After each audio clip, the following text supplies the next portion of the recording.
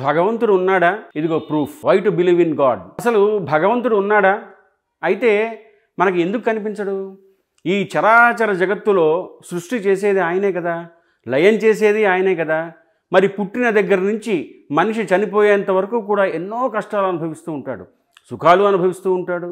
కానీ ఈ మధ్యలో జరిగేది మనుషుడికి అస్సలు అర్థం కాని విషయం. దీని గురించి ఒక చర్చ చేద్దామని నాకు అనిపించింది. ఒక వీడియో చేస్తే బాగుంటుంది అని అనిపించింది. కొంచెం పెద్ద వీడియోనే అయినప్పటికీ దీంట్లో ఎన్నో విషయాలు మీకు గోచరం అవుతాయి. వీడియో పూర్తి అయ్యేదాకా చూసి అందరూ జై శ్రీరామ్ అని కమెంట్ పెట్టండి, షేర్ చేయండి, సబ్స్క్రైబ్ చేయండి. ఒక్క విషయం మటుకు మీతో నేను పంచుకుంటున్నందుకు నాకు చాలా ఆనందంగా ఉంది. నా గురువుగారు అయినటువంటి వేదమూర్తులైన బ్రహ్మశ్రీ చాగంటి కోటేశ్వరరావు గారు ఉపన్యసించిన ఎన్నో పురాణాలను క్రోడీకరించి భగవంతుడి గొప్పతనం గురించి చెప్పిన అపురూపమైన మాటలు ఇవి. ఇవన్నీ వింటూ భగవంతుడు ఏ ఏ రూపాల్లో మనకి దర్శనమిస్తున్నాడు అన్న విషయాలు నేను ప్రత్యేకించి నోట్ చేసుకొని ఒక దగ్గర చేర్చి మీతో పంచుకుంటున్నాను. ఇది నా భాగ్యంగా భావిస్తూ నా వీడియోని ప్రారంభిస్తాను. శుభం భూయాత్. జై శ్రీరామ్. చివరిలో చాగంటి గారు మా గురించి చెప్పిన మంచి మాటలు కూడా ఒక్కసారి దయచేసి వినండి. మానవులందు 10 వాయువులు ఉంటాయి. ప్రాణ, అపాన, వ్యాన, ఉదాన, సమాన, నాగ, కూర్మ, కృకర, ధనుంజయ దేవదత్తములు అంటారు అన్నమాట. ప్రాణం అంటే కదలిక కలిగినది, లోపలికి వెళుతుంది, బయటికి వస్తుంది. దీన్ని ప్రాణవాయువు అంటారు. ఇది ఆగిపోయిందనుకోండి, ఇది శివము కాదు, శవం అంటాం. అపానము, అపాన వాయువు ఏం చేస్తుందంటే తిన్న పదార్థాన్ని జీర్ణం చేయడంలో ఉపయోగపడుతుంది. ఒకవేళ లోపల సున్నితమైన ప్రేగుల్ని పాడు చేయగలిగిన పదార్థములుంటే వాటి వ్యగ్రతని తగ్గించడానికి అధోముఖంగా కిందికి వెళ్తుంది. కాబట్టి అపాన వాయువు అని పిలుస్తారు. వ్యానవాయువు గురించి చెప్పుకుందాం. వ్యానవాయువు మీ శరీరము వంగటానికి ఉపయోగిస్తుంది. ఈ తల ఇలా వంగాలంటే వాయు సహాయంతో వంగుతుంది. ఈ చెయ్యి ఇలా వంగాలనుకోండి, వాయు సహాయం చేతనే వంగుతుంది. అందుకే వాయు సంబంధము వాత సంబంధం. పక్షవాతం వచ్చిందండి అంటారు. పాక్షికంగా ఇంకా శరీరం వంగటం ఆగిపోతుంది అన్నమాట. లోపల ఉన్న వ్యానవాయువు వలన శరీరము ఎక్కడెక్కడ వంగాలో అక్కడక్కడ వంగుతుంది. అక్కడ వాయువునందు దోషమైందనుకోండి, అక్కడ వంగదు. వంగకపోతే ఏదో దోషం వచ్చిందన్నమాట. ఉదాన వాయువు ఇదొక చిత్రమైనటువంటి వాయువు అండి. ఈ వాయువుకి విశ్వకర్మ అని పేరు. ఎటువంటి ప్రాణిగా తాను ఉన్నాడో, ఏ రూపంతో తాను ఉన్నాడో అటువంటి రూపం కలిగినటువంటి వేరొక ప్రాణి తన యొక్క తేజస్సు నుండి ఉద్భవించడానికి వీలుగా తన శరీరంలోనే ఉన్నటువంటి కొన్ని అవయవాల ముందు మార్పు కలిగించేటటువంటి వాయువుకి ఉదాన వాయువు అని పేరు. ఈ ఉదాన వాయువు వలన శరీరంలో ఉన్న కొన్ని స్థానములందు చిన్న చిన్న మార్పులు జరుగుతాయి అన్నమాట.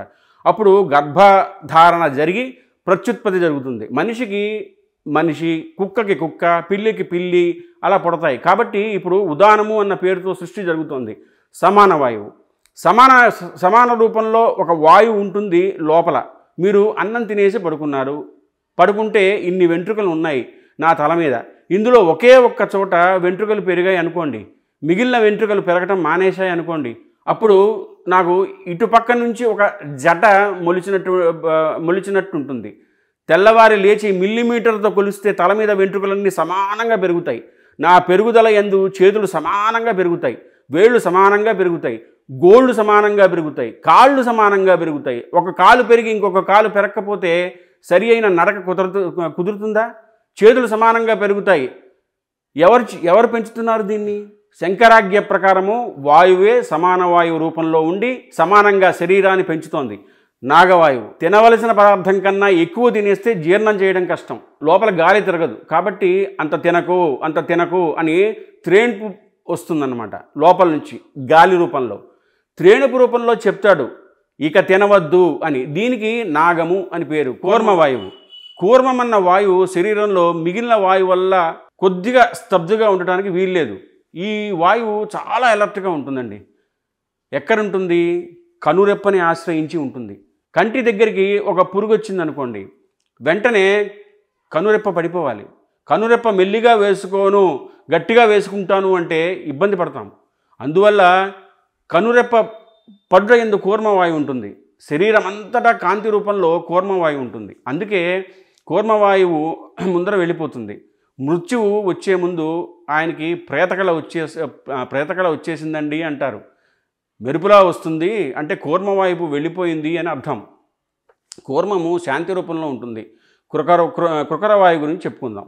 దీని తినవలసిన వేళకి తినకపోతే అబ్బాయి నువ్వు తిను అని ఆకలి రూపంలో మంట పుట్టిస్తుంది ఒక వాయువు. దీన్నే కృకర వాయువు అంటారు. ఇప్పుడు ధనుంజయ వాయువు. శరీరం పడిపోయిన తర్వాత ఒకవేళ అంత్యేష్టి సంస్కారం చేసేవాళ్ళు లేకపోతే ధనుంజయ వాయువు రూపంలో లోపలే ఉండి ఈ శరీరం ఉబ్బిపోయేటట్టు చేసేస్తుంది. అంటే పంచభూతముల్లోకి కలిపేస్తుంది అన్నమాట. కాబట్టి ధనుంజయ వాయువు శరీరమును పంచభూతములతో కలుపుతుంది. ఇప్పుడు దేవదత్తము, ఒరే నీ ఇంద్రియాలు అలసిపోయాయిరా, నీ మనస్సు అలసిపోయింది, ఇంకా నువ్వు కొంతసేపు నిద్రపోతే తప్ప నీ ఇంద్రియములకు మనస్సుకు ఉపశాంతి లేదు, కాబట్టి నువ్వు పడుకో అని ఆవలింత రూపంలో వస్తుంది వాయువు. ఆ ఆవలింతకే దేవదత్తం అని పేరు. ఇప్పుడు ప్రభంజనుడై విరగ్గట్టగలిగినటువంటి వాయువు మన శరీరము నిలబడ్డానికి 10 రకములైనటువంటి కర్మలను లోపల నుండి నిర్వహిస్తున్నాడు. ఆయన ఇవి చేయకపోతే మనకి బ్రతుకే లేదు కదండి. అగ్ని పైకి లేవాలి అని నియమం పెట్టాడు, నీరు క్రిందికే వెళ్ళాలని నియమం పెట్టాడు. అగ్ని కిందకి వెళ్ళదు, నీరు పైకెక్కదు. అగ్ని కిందకి వెళ్తే ఊరినే కాల్చేస్తుంది, నీరు పైకి వెళ్తే ఊళ్ళని ముంచేస్తుంది. సముద్రానికి చెలీలకట్ట దాటకుండా శాసనం చేశాడు. కడుపు ఇక్కడ పెట్టకుండా తల దగ్గర పెట్టి ఉంటే నాకు దాహం వేస్తే నీరు ఎలా తాగలను? నీటి రూపంలో ఉండి లోకాన్ని బ్రతికిస్తాడు పరమాత్మ. కడుపు తల దగ్గర ఉందనుకోండి, ఎన్ని నీళ్ళు ఇందులో పోస్తే పైకెక్కి తల దగ్గరికి వెళ్ళాలి. కానీ నడుం పైన పెట్టాడు, ఆ నీళ్లు ఆయన ఇచ్చాడు. ఒక ధాన్యపు గింజ తీసుకెళ్ళి భూమిలో వేస్తే ఇంత ధాన్యమా? ఆ బియ్యం తీసుకెళ్ళి నీటిలో వేసి అగ్ని మీద బాగా పచనం చేస్తే ఒక బియ్యపు గింజ కూడా విడిచిపెట్టకుండా గిన్నెలో ఉన్న ప్రతి బియ్యపు గింజ మెతుకైందా? మెత్తటి మెతుకులలోకి ఒక కూరగాయ తీసుకొచ్చి కలుపుకొని ఉడికించుకుంటే రుచి వస్తుంది. ఆ రుచి గ్రహించి నేను సంతోషించడానికి నాకు నాలుక పెట్టావా? నాలుక మీద రూపాంకురాలా? దాన్ని నాలుక మీద పెట్టుకునేటప్పటికీ జిగురుతో లోపలికి జారడానికి మళ్ళీ మ్యూకస్ పుట్టడమా? లోపలికి జారిపోతే అంత అసహ్యంగా నేను తినేటటువంటి పదార్థాలన్నింటినీ లోపల పచనం చేస్తున్నావా? తిన్నదాన్ని అంతా కూడా లోపల కూర్చుని నువ్వు జీర్ణం చేస్తున్నావా? పైన కింద గట్టిగా ఉండే 32 పళ్ళ 2 వరసల ఈ పదార్థాన్ని నాలుక తొయ్యటమా? పళ్ళు నవలడమా? అది లోపలికి వెళ్ళడమా? జీర్ణం అవ్వడమా? తెల్లవారేటప్పటికి పిప్పి కిందికి రావటమా? అది జారిపోవటమా? బయటికి వస్తే దుర్వాసన. ఇందులో ఉంటే నవరంధ్రములు ఉన్నా కూడా వాసన బయటికి రాకుండా ఆపేవా? ఇంకా అర్థం కాలేదా ఎవరో ఇదంతా చేస్తుంది? మీ పిల్లలకి భోజనం వడ్డిస్తూ ఈ మాటలు చెప్పండి. ఊపిరి పీలిస్తే కదూ వాక్కుగా మారేది. మన ఊపిరి తీయించి ఆ ఊపిరిని మళ్ళీ నిలబెట్టి మన మనస్సులో ఏదో ఆలోచన కలిగితే మూలాధార చక్రం దగ్గర నుంచి కదిలినటువంటి వాయువు పైకొచ్చి సహస్రార చక్రం దగ్గరికి వెళితే ఇలా వెళ్ళకూడదని వాయువుని వెనక్కి తోసేస్తే నాలుక కదులుతున్నప్పుడు గాలి దాని చేత నొక్కబడి సొట్టలుబడి అక్షరములు పదములై పదములు వాక్యములై ఆ వాక్యములు నాలో ఉన్న భావాన్ని పట్టుకుని బయటకు వస్తే శబ్దస్వరూపంగా మన చెవులలోకి వెళితే మనమన్నది ఎదుటివాడికి అర్థమైతే దాని వలన ప్రయోజనం నెరవేరుతుంది. కాబట్టి ఇదంతా నడుపుతోంది ఎవరు? ఎన్నో గీతలు గీశాను, ఎన్నో అక్షరాలు రాశాను, నీటి తడికి ఇవన్నీ పోయాయి. మా అమ్మ కడుపులో ఉండంగా ఒక మహాశిల్పి గీశాడు ఈ గీతలు. ఎన్నిసార్లు గడిగానో ఈ చేతులు, ఆ గీతలు మాత్రం పోలేదు. ఏ ఉలిపెట్టి గీశాడో. నిద్రపోయి లేస్తాం, నిద్రపోయి లేవగానే ఏం చూస్తారు? గడియారం వంక చూస్తాం. ఎంతైంది టైము అని, అమ్మ బాబోయ్ 6 అయిపోయింది అని నిద్రలేస్తాం. మీరు ఒక్కసారి వెనక్కి వెళ్ళి ఆలోచన చేయండి.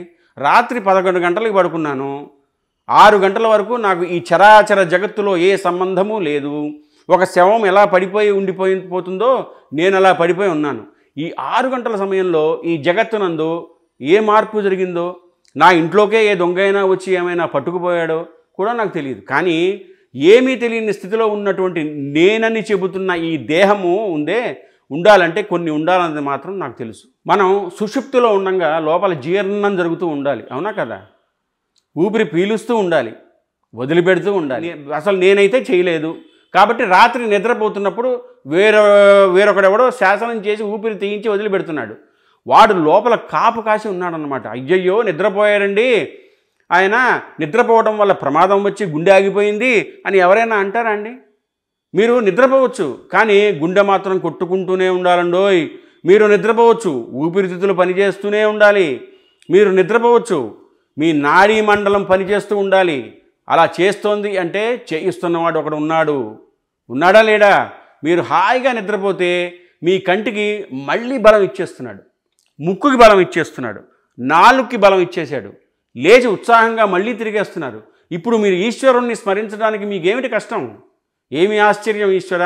11ంటికి పడుకున్నానా? పడుకునేటప్పుడు మాడు నొప్పెడుతుందా? అలసిపోయి తెల్లారే లేచేటప్పటికి నిప్పి తగ్గిపోయిందా?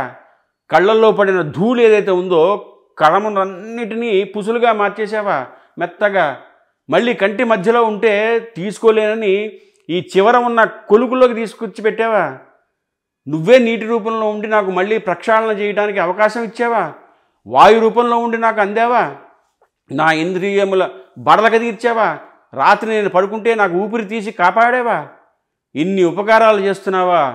నువ్వు లేవు అనడం కృతజ్ఞత కాదండి.